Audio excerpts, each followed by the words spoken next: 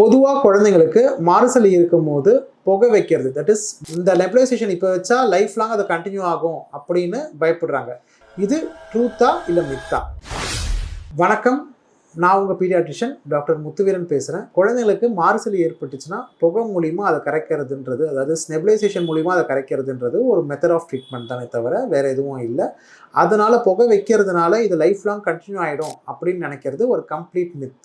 இந்த புகை வைக்கிறதுனால அந்த கட்டியாக இருக்கிற சளி இலகி அது அவங்க சுவாசம் விடுறதுக்கு, மூச்சு விடுறதுக்கு நிறைய ஹெல்ப்ஃபுல்லாக இருக்கும்.